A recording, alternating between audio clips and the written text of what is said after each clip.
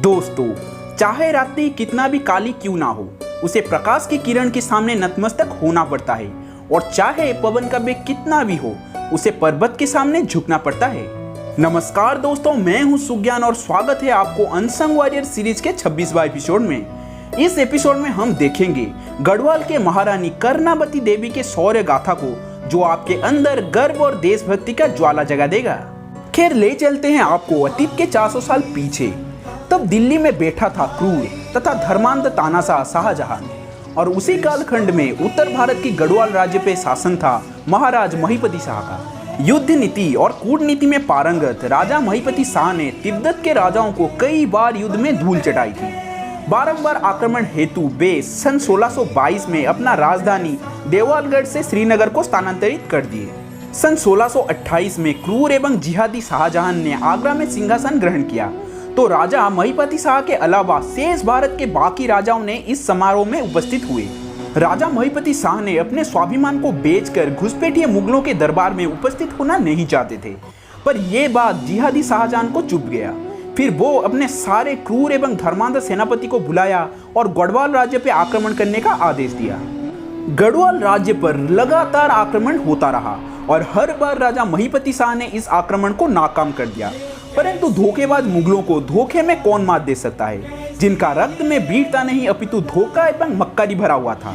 सन 1631 में हुए एक आक्रमण में वो राजा महिपति शाह को धोखे में बंदी बना लिए और गंभीर चोटों के कारण उनका देहांत हो गया। अभी गढ़वाल राज्य संकट में घिर गया था। राजा महिपति शाह तो नहीं बचे, राजकुमार पृथ्वीपति शाह सिर्फ 7 साल के बच्चे थे। इस संकट की स्थिति में संकट मोचन होकर उभरी राजा महिपति शाह के धर्मपत्नी महारानी कर्णावती देवी, और वे युवराज पृथ्वीपति शाह की ओर से शासन की बागडोर अपने हाथ पे ली।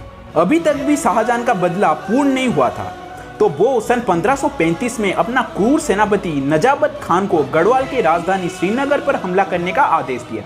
नजाबत खान एक विशाल सेना लेकर गढ़वाल के राजधानी श्रीनगर के तरफ दनदनाता हुआ चले आ रहा था, जिसमें 30,000 तलवारबाज, 10,000 तीरंदाज, 10,000 घुड़सवार और 2,500 हाथी थे।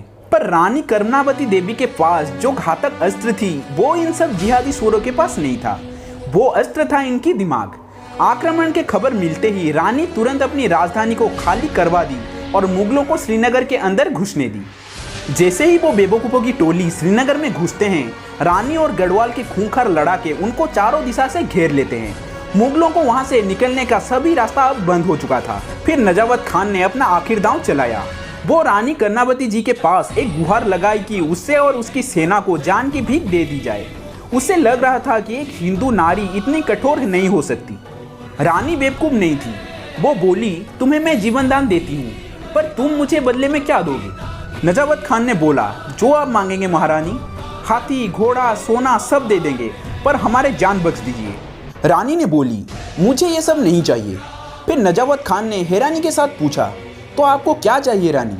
रानी ने उनसे बोला, तुम्हारा और तुम्हारे सभी सैन्यों का नाक चाहिए मुझे। तुमने वचन दिया है कि मैं जो मांगूंगी तुम मुझे दोगे। हम हिंदू वचन के पक्के हैं। अगर तुम तुम्हारा नाक मुझे नहीं दोगे तो तुम्हारा गर्दन उड़ाने में मुझे तनिक भी समय नहीं लगेगा। सोच लो, नाक कटवाओगे या गर्दन? नजाबत खान के लिए एक तरफ कुआं था तो दूसरी तरफ खाई। फिर नजाबत खान अपना नाक कटवाने के लिए तैयार हो गया।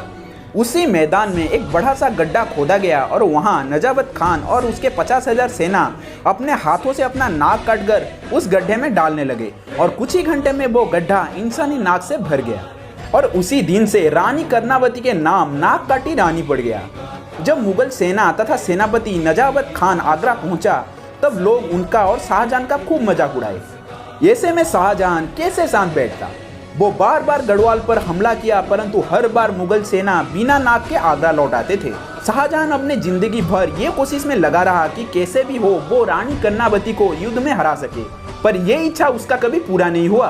खैर, ये थी कथा हमारे नारी शक्ति की, कथा वीरता, साहस और देश प्रेम की।